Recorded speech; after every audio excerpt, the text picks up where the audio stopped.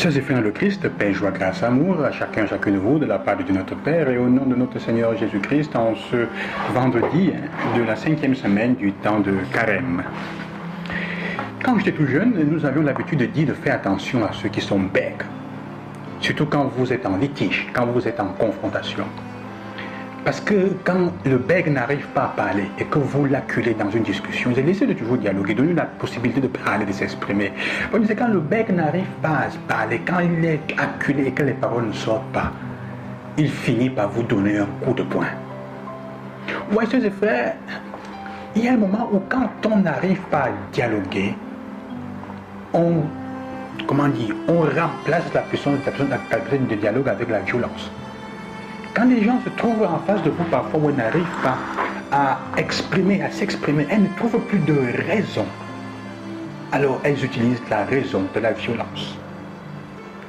Elles utilisent la violence comme raison. L'évangile d'aujourd'hui en est un de ces témoignages, de ces situations. Et où Jésus est en train d'être... Il demande aux Juifs, pourquoi est-ce que vous voulez me tuer, me lapider, pour quelle bonne œuvre? Et il dit, ce n'est pas pour tes bonnes œuvres, c'est parce que tu dis être Dieu. Il dit, mais la parole de Dieu même dit que vous êtes des dieux, vous avez été faits comme des dieux, vous êtes fils de Dieu, nous sommes fils de Dieu, nous sommes Dieu. Et il lui dit, non, tu as blasphémé.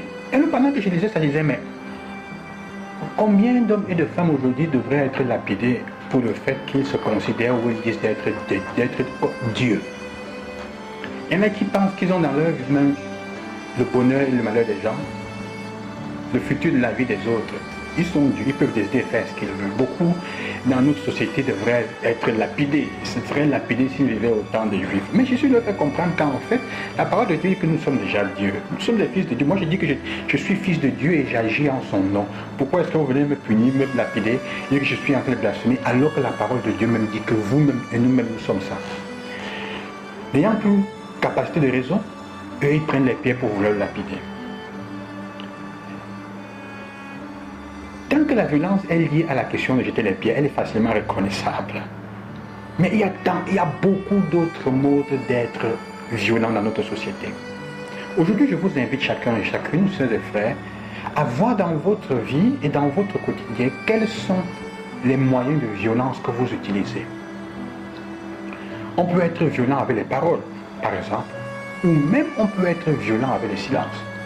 Il y a les violences de silence et les violences des paroles. Les personnes qui ne vous considèrent pas, qui quand elles boudent, elles sont fâchées, elles ne vous regardent pas, elles vous ignorent. C'est une violence.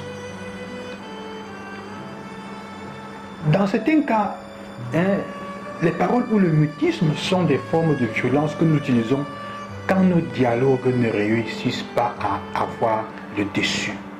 Nous utilisons ou la violence des paroles, on insulte, on agresse, ou la violence du silence, qui est une violence psychologique. Ça pousse l'autre à vouloir changer, à se rébeller. Parfois les femmes utilisent beaucoup, mais les hommes aussi. Alors quelle est la violence que tu utilises souvent dans le quotidien? Quel est le moyen de violence que tu utilises le plus? C'est une violence. Jésus est en train de tenter de dialoguer avec les Juifs, mais devant des évidences qu'il porte, l'unique réponse qu'il reçoit, c'est celle de la violence. Parfois, se sentir possesseur de la vérité est une arme contre les autres. On pense qu'on a la vérité en main. C'est pour ça que les Juifs pensent. Ils ont la vérité, donc Jésus ne peut pas les convaincre. S'ils se rendent compte que ces arguments sont solides, ils ont la vérité. Il faut qu'ils le tuent. Et la preuve vraie de ça, c'est que celui qui a la vérité est toujours capable de dialoguer avec tous. Mais celui qui n'a pas la vérité utilise la violence de la coercition pour vous obliger à accepter son point de vue. Il est dans le mensonge ou dans la fausseté. Donc, chers frères, là où le monde proteste, comme chrétien, on ne peut nous reconnaître qu'avec la capacité d'offrir le dialogue, de rechercher le dialogue, même quand le dialogue semble être un échec. Nous sommes appelés à ça. C'est ça, comme chrétiens, que nous devons faire. À la fin, en regardant la fin de l'évangile, ce qui est dit là, le fait est que Jean-Baptiste Être témoin de Christ, c'est ça la chose la plus importante. Le Seigneur demande d'être témoin et non de convaincre le monde.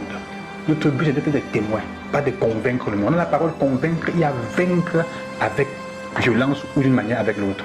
C'est une violence. Nous sommes invités à être des témoins, pas à convaincre le monde. Que le Seigneur vous aide aujourd'hui à regarder dans votre vie quelles sont les formes de violence pour témoigner de son amour. À demain, je vous bénis au nom du Seigneur. Loué soit Jésus-Christ.